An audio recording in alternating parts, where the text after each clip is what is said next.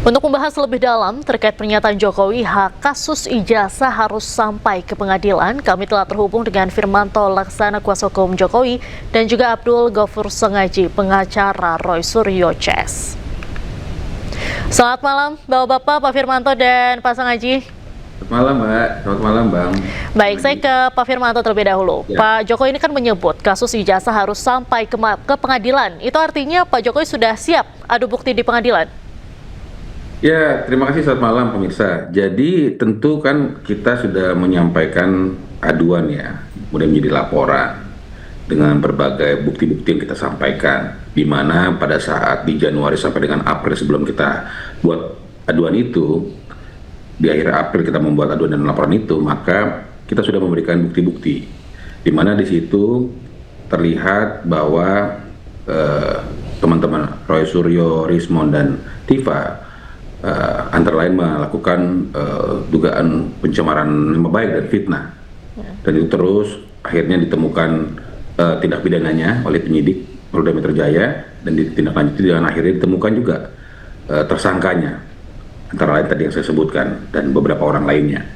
Kemudian saat ini sudah tahap 1, sudah dilimpahkan ke kejaksaan, sedang melakukan pemeriksaan berkas, dan tinggal kita tunggu nih apakah sudah lengkap dan akhirnya tahap 2 atau memang masih ada yang perlu dilengkapi sehingga masih ada P19 yang kemudian nanti dilengkapi dan kemudian dilimpahkan lagi, demikian.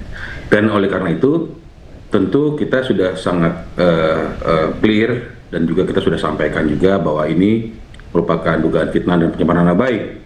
Dan oleh karena itu tentu penyidik pun sudah pada saat pasca gelar khusus juga menyampaikan, walaupun mereka meminta gelar khusus, ada penambahan saksi fakta dan saksi ahli, tidak mengubah proses atau status tersangkanya.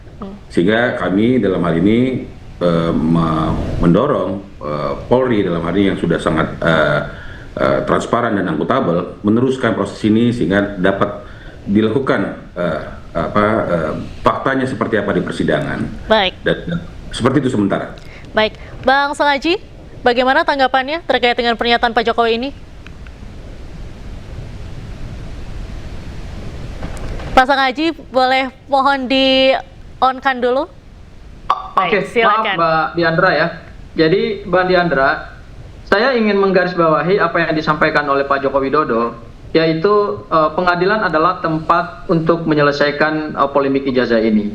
Sebetulnya dari awal, kalau Pak Jokowi mau melakukan meminta kepastian hukum terkait dengan status ijazahnya, ya sebenarnya yang ditunggu-tunggu dari awal itu adalah Pak Jokowi hadir di berbagai persidangan perdata, terutama termasuk yang sedang berlangsung di gugatan kewarganegaraan yang sedang berlangsung di Pengadilan Negeri Surakarta gitu. Jadi kami melihat bahwa statement Pak Jokowi ini tidak ada hal yang baru ya. Secara faktual beliau selalu mengatakan bahwa beliau siap untuk menghadirkan ijazahnya di persidangan jika diminta oleh hakim, selalu bersedia akan hadir di persidangan ketika diminta oleh pengadilan. Tetapi secara yuridis ya, faktual itu tidak pernah dilakukan. Artinya kewajiban hukum Pak Jokowi tidak pernah beliau patuhi juga gitu ya. Berkali-kali persidangan gugatan perdata terkait dengan ijazahnya beliau tidak pernah hadir untuk menghadiri proses mediasi. Kemudian juga ijazahnya juga tidak pernah dihadirkan di persidangan ya. Jadi menurut kami statement Pak Jokowi ini seperti Pak Jokowi selalu ya seperti tukang iklan lah ya, mengiklankan statementnya dari waktu ke waktu, itu terus yang disebutkan, tetapi tidak pernah Pak Jokowi mematuhi apa yang pernah diucapkan sendiri oleh dirinya bahwa ketika diminta di persidangan beliau akan hadir, ketika bukti dimintakan di persidangan beliau akan membawa bukti ijazah itu. Jadi menurut kami ini bukan sesuatu yang baru, ini sesuatu yang menurut kami ini sesuatu yang sebetulnya sudah usang lah statement-statement seperti ini gitu.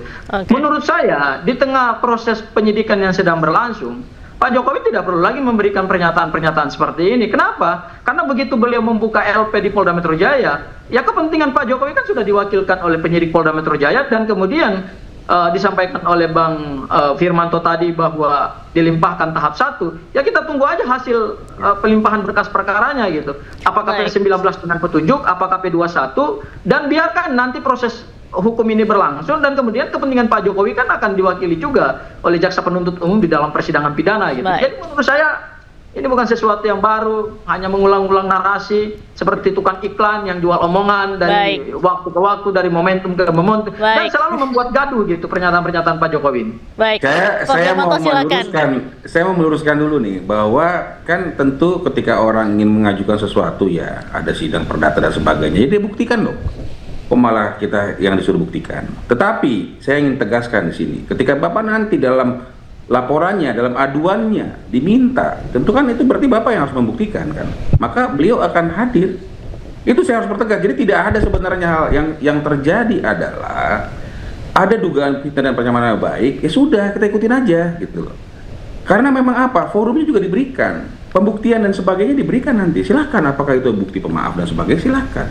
Tapi yang kita sampaikan, ketika nanti Bapak diminta hadir pada saat pelaporan yang dia sampaikan, dia akan datang, Bapak akan datang. Adapun untuk hal-hal orang lain yang mengajukan di perdataan, di Solo, di Jakarta, Tun dan sebagainya, yaitu mereka yang harus menjelaskan. Jangan kita yang ditarik, kok orang ngatain kita punya ijazah palsu, kok kita yang suruh buktiin bahwa ijazah kita palsu padahal ijazah kita asli. Kan aneh gitu loh. Oleh karena saya harus teruskan ini, sehingga mari kita dukung Polri untuk kita bisa buktikan. Nanti teman-teman yang tersangka Roy Suryo CS gitu kan, silakan kita argumentasi gitu loh. Buktikan kalau memang ada pemaaf dan sebagainya yang mereka ingin lakukan, silakan. Saya rasa gitu sementara, Mbak. Oke, gimana Bang Sengaji, tadi kan diminta untuk soal apa-apa saja yang sudah disiapkan nih untuk menghadapi persidangan nanti. Ya, saya koreksi lagi ya.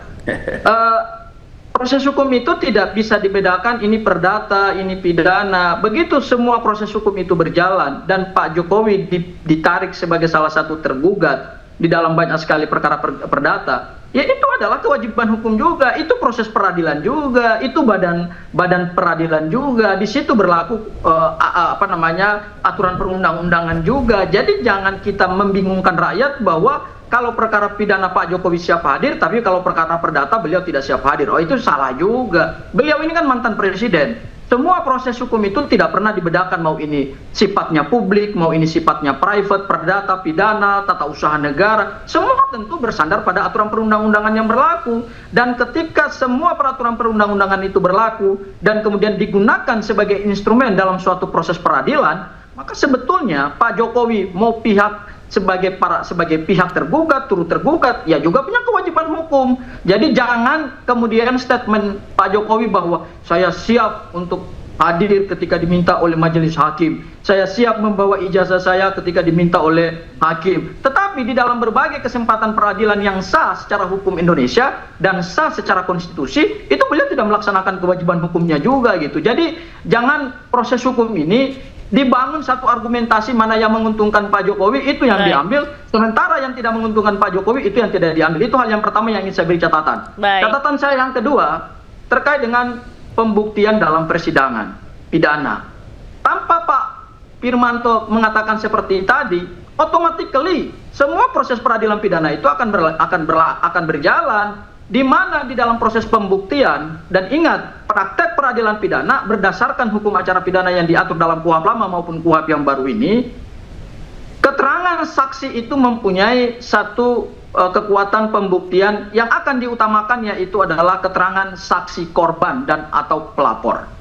Karena majelis hakim akan menggali sejauh mana kerugian material yang dialami oleh Pak Jokowi, sejauh mana perasaannya. Kemudian beliau juga harus memberikan keterangan secara komprehensif kepada majelis hakim, juga kepada jaksa penuntut umum, juga akan didengarkan oleh para terdakwa dan juga oleh para kuasa hukumnya gitu ya. Sejauh mana konsistensi keterangan itu akan kita uji. Jadi menurut saya proses pengujian alat bukti itu satu tahapan yang masih jauh. Si panjang ini proses hukumnya gitu. Jadi jangan langsung bypass bahwa seolah-olah sudah limpah berkas perkara ke penuntut umum, langsung kita akan masuk ke proses pembuktian. Wah, ini masih panjang ini. Proses hukumnya. Bang Firmanto, silakan tanggapannya. Ya, jadi menurut hemat saya kan saya sudah sampaikan, ketika memang ada orang mendalilkan sesuatu, ya dia harus buktikan. Sesederhana itu sebenarnya. Dan kalau dibilang Bapak harus begini begitu, Bapak kan sudah diwakilkan juga. Dan tidak ada yang dilanggar di situ. Coba tunjukkan kalau memang ada yang dilanggar seperti itu. Saya mudah saja menjelaskan ini. Tetapi apakah kita memenuhi hasrat mereka? Belum tentu. Karena mereka pun sudah tahu mereka sebagai tersangka. Tetap mereka masih terus menyampaikan hal-hal yang diduga pidana tadi seperti itu. Sehingga buat kita ini ya kita buktikanlah gitu. Mau nanti dibilang ini masih panjang dan sebagainya, oleh karena itu mari kita dukung Polri supaya ini dipercepat supaya segera selesai. Baik. Itu. Baik. Saya rasa itu lebih bijak sehingga tidak perlu debat kusir, tidak perlu menyampaikan. Intinya siapa yang mendalilkan dia harus membuktikan. Bapak mendalilkan bahwa Bapak memiliki ijazah asli, Bapak akan membuktikannya. Jadi jangan dibalik-balik. Kita yang dipersangkakan kok kita disuruh menyampaikan kita memiliki ijazah palsu, ini kan aneh gitu. Saya rasa sih seperti itu, Mbak. Baik, terima kasih banyak Pak Firmanto dan juga Pak Sangaji sudah bergabung di Newsroom malam hari ini. Salam sehat selalu Bapak-bapak, selamat malam. Terima kasih. Selamat malam. Malam.